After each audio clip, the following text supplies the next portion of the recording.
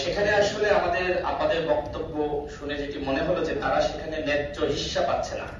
এখানে সেলিমা আপা রয়েছেন, তিনি বিএনপির একজন স্ট্যান্ডিং কমিটির মেম্বার। তো কিভাবে আসলে আপনাদেরকে ন্যায্য হিস্সা, বিশেষ করে বিএনপির মতন বড় দলে নিশ্চিত করা যায়, সে ব্যাপারে আপনারা লক্ষ্য রাখবেন।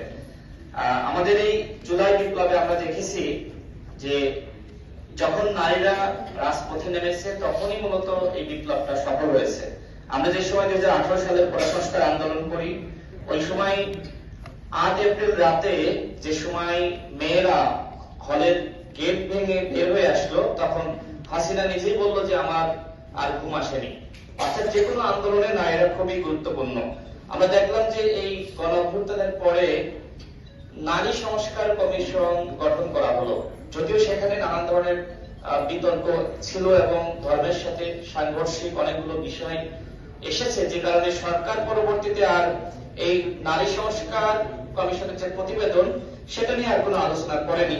তবে আমার কাছে মনে হয় যে এখন আমরা এই পুঁথিগত সংস্কার নিয়ে কথা বলছি, অনেকে হয়তো বলে থাকবে যে পুরুষ সংস্কার কমিশন কেন গঠন করা হলো না। আমার মনে হয় যে আমাদের মানসিকতার আসলে সংস্কার দরকার। সেই মানসিকতার সংস্কারের জন্য একটি কমিশন যদি সরকার গঠন করত, তাহলে এই রাষ্ট্র সংস্কারের যে আলাপগুলো আমরা করছি সেটা আসলে বাস্তবায়ন করা সম্ভবপর ছিল।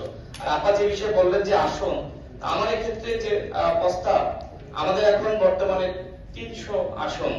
তো সেক্ষেত্রে এই আসনের পরিধি যদি 400 করা যায় এবং এই 400-র মধ্য থেকে নারীদেরকে 25% অর্থাৎ 100 আসন বরাদ্দ দেওয়া যায় এবং এই বরাদ্দ দলগুলো দিবে, সেক্ষেত্রে আর নারী পুরুষের বৈষম্য যে কথাগুলো বা সংরক্ষিত আসন সেই বিষয়গুলো থাকে না। এখানে যেহেতু অনেকগুলো দল আছেন, আপনারা ভাববেন আমার যে মতামত সেটি হলো যে আসন সংখ্যা 400 করা এবং নারীদেরকে 100 আসন দল থেকে বরাদ্দ করা। এই যে সংরক্ষিত, এটা তো কোটা।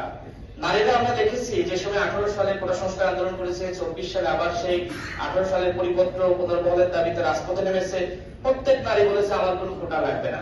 যে নারীরা কোটা চায় না সেই নারীদেরকে আবার সংসদে কোটার মাধ্যমে এমপি বানানো, এটা তো মনিয়া পারা চাই বলে আমার কাছে মনে হয় না। সর্বশেষ যেটি বলবো যে আমাদের নারীদেরকে তাদের ন্যায্য যে হিস্সা সেটা বুঝে নিতে হবে।